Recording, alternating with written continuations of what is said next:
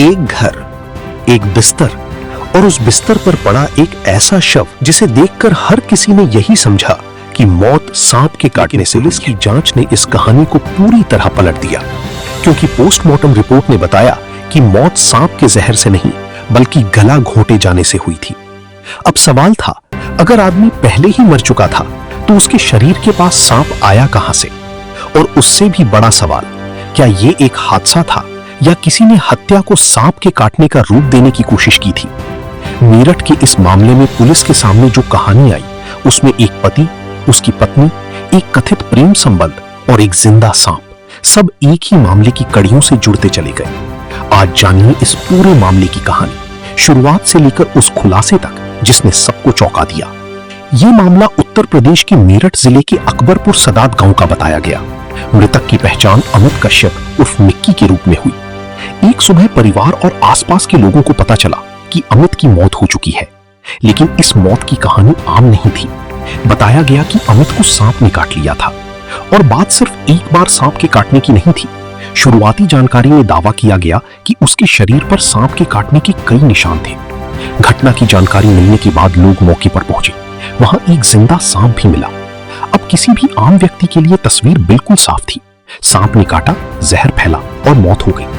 लेकिन crime investigation में पहली दिखाई देने वाली कहानी हमेशा पूरी सच्चाई नहीं होती। और इस मामले में भी असली कहानी उस वक्त शुरू हुई जब शव को पोस्टमार्टम के लिए भेजा गया। पोस्टमार्टम रिपोर्ट आने के बाद जांच की दिशा बदल गई। रिपोर्ट के मुताबिक मौत का कारण सांप का जहर नहीं बल्कि गला घोंटा जाना बताया गया। यानी पुलिस के सामने अब एक बेहद बड़ा सवाल था। अगर अमित की मौत स्ट्रैंगुलेशन से हुई थी तो सांप के काटने के निशान कैसे आए? और अगर सांप वहां मौजूद था तो वो वहां पहुंचा कैसे? जांचकर्ताओं के सामने एक संभावना यह बनी कि सांप को बाद में घटनास्थल पर लाया गया हो, यानी कथित तौर पर पहले हत्या और उसके बाद पूरी घटना को स्नेक बाइट जैसा दिखाने की कोशिश। अगर ये पुलिस का आरोप सही साबित होता तो इसका मतलब था कि किसी ने एक बेहद असामान्य तरीके से हत्या को हादसा दिखाने की कोशिश की थी। लेकिन सवाल अभी भी बाकी था, इस पूरी योजना के पीछे कौन था? जांच आगे बढ़ी तो पुलिस ने मृतक के करीबियों से पूछताछ शुरू की, क्योंकि किसी भी हत्या की जांच में सबसे पहले यह देखा जाता है कि मृतक के आसपास कौन लोग थे, किससे उसके संबंध अच्छे या खराब थे और उसकी मौत से किसे फायदा हो सकता था। पुलिस के मुताबिक जांच के दौरान अमित की पत्नी रविता और अमरदीप नाम के एक व्यक्ति के बीच कथित संबंधों की बात सामने आई। रिपोर्टों के अनुसार दोनों के बीच करीब 1 साल से संबंध होने की बात जांच में सामने आई थी। पुलिस का दावा था कि अमित को इस रिश्ते के बारे में पता चल गया था और इसी वजह से घर में विवाद होने लगी थी। अब जांचकर्ताओं के सामने एक संभावित मोटिव था। क्या यही विवाद हत्या की वजह बना? लेकिन मोटिव होना और हत्या साबित होना दो अलग बातें हैं। इसीलिए पुलिस को अब सिर्फ बयान नहीं बल्कि घटनास्थल और मेडिकल एविडेंस से पूरी कहानी जोड़नी थी। किसी भी क्राइम सीन में छोटी से छोटी चीज बहुत बड़ा सुराग बन सकती है।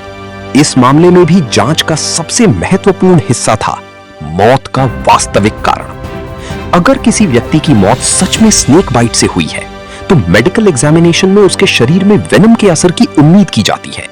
लेकिन पोस्टमार्टम में स्ट्रैंगुलेशन की बात सामने आने के बाद पूरी कहानी पर सवाल उठ गया। अब पुलिस के सामने यह जांचना था कि अमित की मौत से पहले क्या हुआ था। क्या वो सो रहा था? क्या किसी ने उसके साथ जबरदस्ती की? क्या उसकी मौत के बाद सांप को वहां लाया गया? और क्या किसी ने घटनास्थल को जानबूझकर ऐसा बनाया कि हर किसी को लगे कि यह एक सामान्य स्नेक बाइट एक्सीडेंट है? जांच के दौरान पुलिस ने कथित तौर पर इस पूरी सीक्वेंस को दोबारा रिकंस्ट्रक्ट करने की कोशिश की। अब इस केस का सबसे शॉकिंग हिस्सा सामने आता है। पुलिस के अनुसार हत्या को छिपाने के लिए स्नेक बाइट का सीन तैयार करने की कोशिश की गई थी। यानी जिस चीज को लोग मौत का कारण समझ रहे थे, जांच के मुताबिक वही चीज कथित तौर पर क्राइम को छिपाने का जरिया बनाई गई। एक तरफ था मृतक का शव, दूसरी तरफ था एक जिंदा सांप, और बीच में थी वो कहानी जिसे देखकर शुरुआती तौर पर हर कोई इसे हादसा मान सकता था। लेकिन फोरेंसिक और पोस्टमार्टम इन्वेस्टिगेशन ने इस कहानी पर सवाल खड़े कर दिए। यहीं से पुलिस का शक गहरा हुआ और जांच उन लोगों तक पहुंची जो मृतक की जिंदगी के सबसे करीब थे। पुलिस के मुताबिक पूछताछ के बाद मामले में कथित साजिश और हत्या का एंगल सामने आया। पुलिस के आरोपों के अनुसार रविता और अमरदीप ने मिलकर अमित की हत्या की योजना बनाई। जांच में पुलिस ने यह दावा किया कि दोनों के बीच कथित संबंध थे और अमित को इस बारे में पता चलने के बाद विवाद बढ़ने लगा था। इसके बाद कथित तौर पर अमित को रास्ते से हटाने की योजना बनाई गई। लेकिन हत्या के बाद सबसे बड़ा डर था पुलिस को कैसे गुमराह किया जाए, और यहीं से कथित स्नेक बाइट प्लान सामने आया। पुलिस के अनुसार हत्या के बाद घटना स्थल को इस तरह दिखाने की कोशिश की गई कि अमित की मौत सांप के काटने से हुई है। लेकिन जांचकर्ताओं के लिए सबसे अहम सबूत बन गया पोस्टमार्टम, क्योंकि एक तरफ सीन कुछ और कहानी बता रहा था और मेडिकल रिपोर्ट दूसरी। जब क्राइम सीन और मेडिकल एविडेंस एक दूसरे से मेल ना खाएं, तो जांच एजेंसियां अक्सर उस कॉन्ट्रडिक्शन को सबसे महत्वपूर्ण सुराग मानती हैं। इस मामले में कई सवाल ऐसे हैं जिनका जवाब इन्वेस्टिगेशन और कोर्ट प्रोसीडिंग्स के दौरान महत्वपूर्ण होगा। मेरठ का यह मामला इसलिए इतना चौंकाने वाला है क्योंकि शुरुआत में कहानी बेहद सीधी लग रही थी। एक व्यक्ति की मौत हुई, पास में सांप मिला और सभी ने मान लिया कि मौत स्नेक बाइट से हुई। लेकिन इन्वेस्टिगेशन ने एक अलग सवाल पूछा, क्या सांप सच में मौत की वजह था? और जब पोस्टमार्टम ने स्ट्रैंगुलेशन की बात सामने रखी, तो वही सवाल पूरी जांच का सबसे बड़ा टर्निंग पॉइंट बन गया।